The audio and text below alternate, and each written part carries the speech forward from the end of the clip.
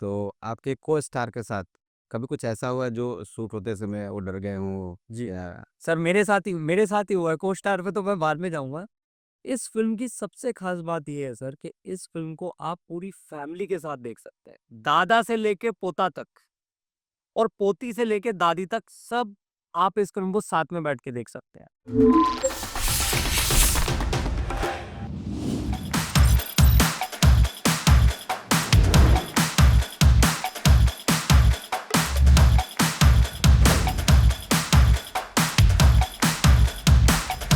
Hello दोस्तों, आप सभी का स्वागत है हमारे show welcome to edit room के नए एपिसोड में। और आज हमारे मेहमान हैं Rohit Suryavanshi ji. Hello sir, hi, कैसे हैं? Hi sir. तो सेट पे जब ये फिल्म शूट हो रही थी, जी।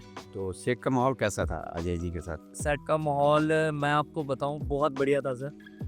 कभी-कभी बहुत मज़ाक होता था, कभी-कभी बहुत मस्ती होती थी, लेकिन सीरियस कभी नहीं था सर। क्योंकि हमारा एक तो हमारा कंटेंट भी ऐसा था, हमारा जॉनर भी ऐसा था हॉरर कॉमेडी, तो सीरियस कभी नहीं रहता था और मस्ती मज़ाक करते हुए ये फ़िल्म सर हमने कंप्लीट की। आपके को-स्टार वगैरह जो फिल्म के अंदर है? जी। इस फ़िल्म में मिथुन चक्रवर्ती जी के लड़के मिमो चक्रवर्ती जी, जिनको आपने हॉन्टेड में देखा होगा और अभी उनकी लेटेस्ट वेब सीरीज़ आई है खाकी नेटफ्लिक्स पे जो काफ़ी हिट हुई है। द बंगाल फाइल्स शायद नाम है उसका। खाकी द बंगाल। खाकी द बंगाल फाइल्स जी, जी। और इस फ़िल्म में है निकिता शर्मा जिनको आपने नागिन सीरियल में देखा होगा और डायना खान जिनको आपने अलग-अलग सीरियल्स में देखा होगा और गैंग्स ऑफ वासेपुर में जिन्होंने परपेंडिकुलर का रोल किया था आदित्य कुमार जी, वो इस फ़िल्म में एक मुख्य कलाकार के रूप में हैं। अमित सिन्हा, जीत राय दत्त और भी बहुत सारे 32 कैरेक्टर्स हैं सर बेसिकली इस फ़िल्म में। मैं बोलते चले जाऊँगा तो उसी में टाइम निकल जाएगा। बट जितने भी कलाकारों ने, जितने भी एक्टर्स ने काम किया सर, अपना 100% दिया और बहुत अच्छे से इस फ़िल्म को हमने प्रेज़ेंट किया सर। तो आपकी फिल्म आ चुकी है जी, जिसका नाम है ओए भूतनी के। तो इसका कैसा रिस्पॉन्स है मार्केट में? रिस्पॉन्स बहुत अच्छा है सर और जैसे कि आप सब जानते हैं कि आजकल हॉरर कॉमेडी का ही जॉनर चल रहा है। बेसिकली हॉरर कॉमेडी को लोग बहुत पसंद कर रहे हैं और बहुत प्यार दे रहे हैं। और हॉरर कॉमेडी के एक सबसे बेस्ट पार्ट क्या है सर, उसमें स्टार कास्ट को लोग कम देखते हैं, स्टोरी के कंटेंट को ज़्यादा देखते हैं। तो हमारा भी यही कंटेंट था, हॉरर कॉमेडी जॉनर था और बेसिकली हमारा हॉरर कॉमेडी कहना थोड़ा गलत होगा, हॉरर कम है, कॉमेडी ज़्यादा है। तो इसलिए लोगों ने बहुत पसंद किया सर और लोग प्यार दे रहे हैं अपना इस फ़िल्म को। तो इस फिल्म के डायरेक्टर कौन है? Director, producer? इस फ़िल्म के डायरेक्टर हैं अजय कैलाश यादव जी जिन्होंने इससे पहले सिनेमा ज़िंदाबाद फ़िल्म डायरेक्ट की थी। वो भी आप देख सकते हैं अलग-अलग ओटीटी चैनल अन्य पे। मैंने देखी है। जी, जी। और बहुत अच्छा रहा सर उनके साथ काम करना। अच्छा, और प्रोड्यूसर? जी, इस फ़िल्म के प्रोड्यूसर हैं जसपाल सिंह गुनिया जी, जिनकी प्रीवियस फ़िल्म द पास्ट आप अमेज़न पे जाके देख सकते हैं और इस फ़िल्म में खास प्रोड्यूसर हैं मेरे फादर परवीन सूर्यवंशी जी और मेरे मामा जी जो कि बेसिकली नेपाल से हैं, राजेश शाक्या जी। मुझे मौका दिया उन्होंने और ब्लेस्ड हूँ सर बहुत ज़्यादा। तो जब ये फ़िल्म बनने से पहले जी। आपका जब सिलेक्शन हुआ, कैसे हुआ? बड़ा इंटरेस्टिंग क्वेश्चन पूछा सर आपने। देखिए सिलेक्शन की बात ऐसी है सर कि मुझे 5 साल हो गए मुंबई के अंदर और मैंने काफ़ी ऑडिशंस भी दिए हैं और अलग-अलग लोगों से भी मैं मिला। लेकिन क्या हो रहा था सर, ऑडिशंस दे के भी ना जो चीज़ मुझे चाहिए थी मतलब जिस टाइप का मैं काम करना चाह रहा था, मुझे मिल नहीं पा रहा था। ऐसा नहीं कि मैं कहूँगा काम नहीं मिल रहा था। तो फिर मैंने ये डिसाइड किया कि मैं खुद अपनी फ़िल्म प्रोड्यूस करूँ और लेकिन इसमें एक सबसे बड़ी समस्या ये थी सर, अब मैं फ़िल्म लाइन की बात नहीं करूँगा। मान लीजिए आपके फ़ादर भी हैं या आपका कोई फैमिली बिज़नेस है, अगर आपको वो ज़िम्मेदारी देते हैं उसकी, आपके फ़ादर या आपके फ़ोरफ़ादर्स, तो एक बड़ी रिस्पॉन्सिबिलिटी आपके ऊपर आती है। तो भले ही मेरे फ़ादर ने इस फ़िल्म को प्रोड्यूस किया, मेरे मामा जी ने किया या मेरे गॉडफ़ादर मैं कहूँ जसपाल सिंह गुनिया जी को, उन्होंने मुझ पर ट्रस्ट करके इस फ़िल्म में मुझे चांस दिया। लेकिन एक बहुत बड़ी रिस्पॉन्सिबिलिटी अगर मैं आप कह सकते हैं अगर ऑडिशन से कहीं पे सिलेक्ट होता, तो इतनी टेंशन नहीं होती मुझे क्योंकि मुझे एक ना प्राइड होता कि यार मैंने इस चीज़ को ग्रैब किया। लेकिन यहाँ कैसा था कि मुझे ज़िम्मेदारी दी गई थी बहुत बड़ी कि भई हम तेरे लिए कर रहे हैं तो अब तुझे 100 नहीं, तुझे अपना 1000% देना है। तो एक रिस्पॉन्सिबिलिटी मेरे ऊपर थी सर, मुझे बहुत बहुत ज़्यादा मेहनत करके इस फ़िल्म को कंप्लीट करना पड़ा और लेकिन अच्छा रहा सफ़र सर। जी। तो सर, मैं अजय जी के साथ आपका कैसा जर्नी था? सर अजय कैलाश यादव जी के साथ मेरी जर्नी कैसे रही इसके लिए मुझे थोड़ा प्री प्रोडक्शन में जाना पड़ेगा, मतलब फिल्म शूट होने से पहले का जो पीरियड होता है। जब मैं फर्स्ट टाइम अजय कैलाश यादव जी से मिला तो थोड़ी बात हमारी कम होती थी, क्योंकि फर्स्ट टाइम हम किसी से मिलते हैं तो थोड़ी बात कम ही होती है हमारी। तो उसके बाद हमारी बातें हुई और काफ़ी कुछ मुझे अजय कैलाश यादव जी ने बताया कि हम किस तरीके से इस फिल्म को शूट करने वाले हैं और किस तरीके का ये जॉनर है। उसमें सबसे इंटरेस्टिंग बात ये रही सर कि फिल्म से हट के उन्होंने मुझे लाइफ के बहुत लेसन्स दिए। बेसिकली मैं ये तो अभी रिवील नहीं कर सकता कि इस फिल्म में मेरा कैरेक्टर क्या था, उसके लिए आपको फिल्म देखने जाना पड़ेगा और मेरे व्यूअर्स को भी। लेकिन जो इस फिल्म में मेरा कैरेक्टर है ना सर, वो कैरेक्टर रियल लाइफ से बहुत इंस्पायर है। रियल लाइफ में आज यंगस्टर्स की जो प्रॉब्लम चल रही है, या आज यंगस्टर्स जो अलग अलग तरीके के कामों में अपने आप को इन्वॉल्व करने की कोशिश करते हैं, तो वो रियल लाइफ से बहुत इंस्पायर है कैरेक्टर। तो अजय जी ने मुझे इंस्पायर किया कि रियल लाइफ में घुसने के लिए थ्रू कैरेक्टर, या रियल लाइफ के थ्रू उस कैरेक्टर में जाने के लिए। तो बहुत सारी बातें हैं, बहुत सारी चीज़ें हैं सर, मैं बोलने बैठूंगा तो शायद घंटों ही इसमें निकल सकते हैं, लेकिन मैं सिर्फ इतना कहूँगा, बहुत इंस्पायर उन्होंने मुझे किया। और उसी इंस्पिरेशन के साथ मैं सेट पे गया। तो जब मैं सेट पे गया वो सारे लाइफ एक्सपीरियंस लेके, तो बहुत इजी हो गया सर मेरे लिए। मतलब अगर मैं कहूँ कि सेट पे मुझे कोई प्रॉब्लम नहीं आई, बिकॉज ऑफ मेरी वो स्टडी जो 4-5 महीने पहले चली लाइफ के मेन एक्सपीरियंस को लेके, उसमें मुझे बहुत बेनिफिट मिला सर। जैसे आपने बताया मैं 5 साल से बॉलीवुड में हूँ। जी तो 5 साल जब आप आए बॉलीवुड में तो सन क्या था उसमें, और आने के बाद आपको बहुत सारे प्रॉब्लम फेस करते हैं। जी बिल्कुल सर, वो तो आप जानते ही नहीं, जो भी लोग बाहर से आते हैं, चाहे वो दिल्ली से आए हों, चाहे वो यूपी से आए हों, चाहे वो बिहार से आए हों, या अलग इंडिया की किसी भी स्टेट से आए हों, प्रॉब्लम आती है सर। जब आप फिल्म लाइन की अगर मैं बात ना करूं, आप जॉब भी करने अगर अपने शहर छोड़ के कहीं बाहर जाते हैं तो आपको बहुत प्रॉब्लम्स आती हैं। तो मैं 2019 में आया था सर यहाँ बेसिकली, और 19 में आके फिर मैं अलग अलग जगहों पे गया, अलग अलग लोगों से मिला, और कुछ 5-6 महीने के दौरान मुझे ये फील हुआ, और जो कि सच्चाई भी थी सर, कि मुझ में एज एन एक्टर बहुत कमी थी, अभी भी है, लेकिन एक फिल्म में लीड रोल प्ले करने के लिए तो बहुत कमियां थी सर।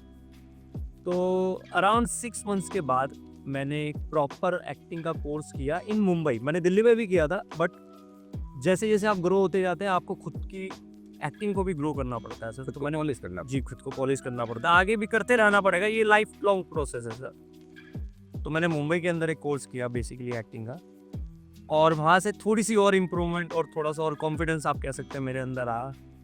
और फिर 2020 में हमारा प्लान था सर एक फिल्म बनाने का, जसपाल सिंह गुनिया जी के साथ ही, बट वो वर्क नहीं कर पाया बिकॉज ऑफ कोविड। उसकी बहुत सारी कहानियाँ हैं, उस पर मुझे नहीं लगता बात करके कोई बेनिफिट होने वाला है, क्योंकि वो दौर सबके लिए बहुत डिप्रेस बना रहा। तो 20 में हमारा प्लान था, 20 में वो सक्सेसफुल नहीं हो पाया। 20 के एंड में फिर हमने कोशिश करी कि हम उस फिल्म को रीस्टार्ट करते हैं, और हमने किया भी, उसकी 2-3 दिन की शूटिंग भी हुई, बट अगेन 21 में लॉकडाउन लग गया सर। तो वो चीज़ बहुत प्रॉब्लम फेस कर रही थी, तो 21 भी ऐसे ही निकल गया। और फिर 22 में हमने ओए भूतनी के स्टार्ट करने की कोशिश करी, जिसका 1 साल पूरा का पूरा फिल्म की कहानी को तैयार करने में लग गया सर। उसका रीज़न मैं आपको बताता हूँ, क्योंकि लॉकडाउन से पहले की दुनिया और लॉकडाउन से पहले का सिनेमा, लॉकडाउन से पहले की लोगों की सोच सब बदल चुकी थी सर। 20 से पहले की दुनिया और 20 के बाद की दुनिया में मुझे ऐसा लगता है 30-35% का फ़र्क आया है सर। लोगों का नज़रिया बदल चुका है पिक्चरों को देखने। आज लोग रियलिस्टिक सिनेमा देखना ज़्यादा पसंद करते हैं। लोग अपने जैसी कहानियाँ देखना ज़्यादा पसंद करते हैं, अपनी लाइफ से रिलेटेड होनी चाहिए उनकी कहानियाँ। तो वो कहानी को बुनने में, कहते हैं ना, कहानी का ताना वाना बुनने में एक बेस बनाने हमें पूरा साल लगा सर। हमने पूरी ऑब्जर्वेशन करी, मार्केट में क्या चल रहा है, लोगों को क्या पसंद है, हमें किस तरीके से पिक्चर बनानी चाहिए, हमारे बजट के अकॉर्डिंग कैसी पिक्चर बननी चाहिए। और फिर 2023 में हमने इस फिल्म का पूरा प्री प्रोडक्शन और शूटिंग का काम स्टार्ट किया, और आगे आपके सामने है सर कहानी। और मीमो जी के साथ कैसा रहा आपका बॉन्ड? मीमो जी के साथ सर बहुत अच्छा रहा सर। जब मुझे फर्स्ट टाइम ये पता लगा कि मैं मिथुन चक्रवर्ती जी के बेटे मीमो चक्रवर्ती जी के साथ फिल्म कर रहा हूँ, तो सर मेरे लिए बहुत प्राउड की बात थी। बिकॉज जब हॉन्टेड फिल्म आई थी उनकी, तो मैं वो फिल्म देखने गया था, और मैं तब 18 साल का था शायद।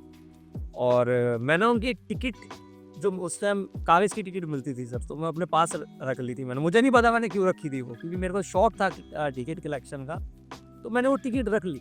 मुझे नहीं पता था वो टिकट मुझे उनके साथ काम करने की टिकट मिल जाएगी, और ये बात मैंने उनको बताई भी। हाँ। तो बहुत अच्छा रहा सर एक्सपीरियंस, बहुत डाउन टू अर्थ है वो, बहुत सपोर्टिव है, और ऐसा फील ही नहीं हुआ कि कोई इतना बड़ा सेलेब या कोई इतनी बड़ी पर्सनैलिटी हमारे साइड पे आए, या हमें कोई अनकंफर्टेबिलिटी उनके साथ हुई। मतलब बहुत ईज़िली उन्होंने हमें सपोर्ट किया, और बहुत ईज़िली हमारा शूट कंप्लीट हुआ सर। कुछ ऐसी फ़िल्म के अंदर कुछ ऐसे पंच या कुछ भी आपको याद हो, जी। जो आप मेरे ऑडियंस को बता सकें? पंच से पहले 2-3 और चीज़ें मैं हमारी फ़िल्म की आपके व्यूअर्स को बताना चाहूँगा। जी। इस फ़िल्म की सबसे ख़ास बात ये है सर कि इस फ़िल्म को आप पूरी फ़ैमिली के साथ देख सकते हैं। मतलब मैं हर जगह जाता हूँ तो बोलता हूँ, दादा से लेके पोता तक और पोती से लेके दादी तक सब आप इस फ़िल्म को साथ में बैठ के देख सकते हैं। और दूसरा पॉइंट इसका फ़िल्म का ये है सर कि हमने इस फ़िल्म को विदाउट एनिमेशन और विदाउट वीएफएक्स बनाई है। एक प्रॉपर ग्राउंड लेवल पे एकदम ओरिजिनल, इसे कहते हैं ना ऑर्गेनिक फ़िल्म है सर ये। जैसे 90s का सिनेमा होता था ना, थोड़ा सा रोमांस भी है, थोड़ा सा एक्शन भी है, थोड़ा सा हॉरर भी है, और सुंदर लड़का भी है सर पिक्चर में। तो आपको कंप्लीट पैकेज मिलेगा।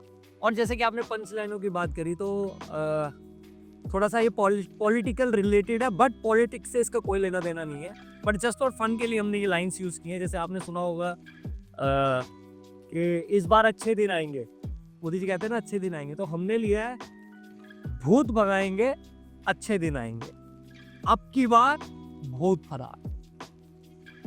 इस तरीके की और पंच लाइन हमने ली है सब इस सब में, पर इसका पॉलिटिक्स से कोई रिलेशन नहीं है सर। मैं पहले व्यूअर्स को बता दूं, भाई मारना मत।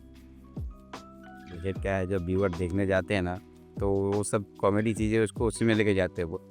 अब क्या है कि देखिए, रील का ज़माना है, लोग कुछ ना कुछ तो बनाते ही तो है सर वो, कि इसको खूब बने की बातें करती रहती है। क्या पता हम भी अपने पॉडकास्ट में ऐसे वीडियो ला लो। नहीं कैसा है ना सर, हमारी फिल्म के पोस्टर पे ये है कि अब की बार भूत फरार, भूत भगाएंगे अच्छे दिन आएंगे। मैं मतलब बेसिकली मैं बताना चाहूँगा सर, ये एक प्रॉपर, ये शायद इंडिया की फर्स्ट, बॉलीवुड की फर्स्ट हॉरर कॉमेडी नहीं, कॉमेडी हॉरर फिल्म होने वाली है सर। एक जॉनर मुझे ऐसा लगता है इस फिल्म से आने वाला है बॉलीवुड के अंदर, कॉमेडी हॉरर का जॉनर।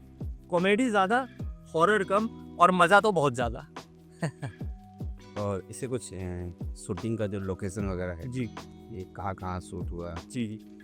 इस फिल्म की लोकेशन की मैं बात करूँ तो सर बेसिकली तो हमने महाराष्ट्र ओरिजिन ही पकड़ा है इस फिल्म के लिए, महाराष्ट्र के अलग अलग जगहों में, और महाराष्ट्र से बाहर भी हमने कई जगहों पे इस फिल्म की शूटिंग की है, और बहुत डिफरेंट डिफरेंट लोकेशन आपको देखने को मिलेंगे। मतलब ऐसा नहीं होगा कि फिल्म एक ही जगह पे घूमती रहती है, आपको डिफरेंट डिफरेंट लोकेशंस, अलग अलग लोकेशंस मिलेंगे, जिसमें आपको मतलब कहते हैं ना हरी भरी पिक्चर है सर।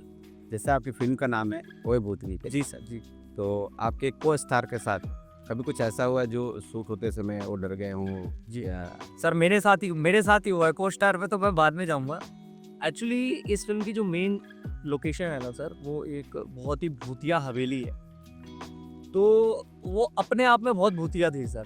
और हमारी ज़्यादातर जो शूटिंग हुई वो नाइट की हुई है, तो कभी कभार ऐसा होता था कि शूटिंग स्टार्ट ही होती थी रात के 10 बजे के बाद या 11 बजे के बाद, और सुबह तक चलती थी वो, अर्ली मॉर्निंग तक। तो एक बार ऐसा हुआ कि एक सीन था जिसमें हमें ऊपर टॉप तक जाना था उस हवेली के, तो मैं ही डर गया था सर एक बार। तो मतलब मैं ही नहीं जा रहा था ऊपर टॉप तक, लेकिन अब शूटिंग है तो करना तो पड़ेगा ही। तो ऐसे बहुत सारे किस्से हैं सर, स्पेशली मिम्मो सर की अगर मैं बात करूँ तो उनके साथ एक किस्सा, बहुत इंटरेस्टिंग किस्सा हमारा है, मतलब इंस्पिरेशन किस्सा है सर इसका, हॉरर से थोड़ा कम है लेना देना। एक सीन था सर उनका मेरे साथ, हमारी जो लोकेशन है उसका गेट था हवेली का, तो वहाँ पर एक सीन था जिसमें उनका सीन में उनका टाइम होगा 2 या 4-5 मिनट का ज़्यादा से ज़्यादा, लेकिन सर वो 7-8 घंटे तक वहीं खड़े रहे, मतलब वो बैठे भी नहीं। तो ये चीज़ मुझे बहुत इंस्पायर करी कि यार इतना बड़ा सेलेब, इतना बड़ा सेलिब्रिटी अपने काम को इतना फोकस कर रहा है, वो चाहते तो बैठे भी रहते, वो चाहते तो अपनी वैनिटी पे जाके बैठे रहते, जब उनका सीन था आ जाते। तो बहुत इंस्पायर उस चीज़ ने करा, और ऐसे बहुत सारे इंसिडेंट्स हैं सर, हॉरर भी हैं, कॉमेडी भी हैं, फन है सर, इस शूटिंग को करते हुए हॉरर कॉमेडी बहुत हुई है और देखने के तो आपको आएगा ही सर बहुत मजा। तो दोस्तों हमारे साथ आज थे रोहित सूर्यवंशी जी। तो मिलते हैं नेक्स्ट एपिसोड में नए मेहमान के साथ। थैंक यू, नमस्कार। आप मुंबई कब आए? 6 जून 96। सब कैसे बना आपको मुंबई आने का प्लान? कोई प्लान नहीं था, वो कलकत्ता से ना इम्पोर्ट किया गया। मैं कभी कभी खुद हैरान हो जाता हूँ कि इतना पिक्चर मैं कर कैसे भी है। 150 फिल्में जो भी है वो सब साउंड डिजाइन में ही है। बहुत सारी फिल्में मेरी साउंड एडिट में। साउंड डिजाइन में मेरे 20, 25, 30 फिल्म होंगे। बाकी मैंने साउंड एडिट जो किए हैं उसके फिल्म थे। आप जब पीसीओ पे बैठते थे उस समय आपका एक्सपीरियंस, उस समय का कुछ एक्सपीरियंस शेयर कर सकते हैं? बहुत सारा एक्सपीरियंस है। पीसीओ पे जब मैं बैठता था तो मेरे दोस्त तो बहुत थे। सोनू सूद भी मेरा उस समय का दोस्त है। मेरे जीवन में तो सारे दोस्त ही इम्पोर्टेंट हैं। जितने दोस्त हैं मेरे, सब ने मेरे साथ बहुत अच्छा किया। लोग जो भी कमाता था उसमें से मेरे लिए बंधा हुआ था कि आज 30 इसका है।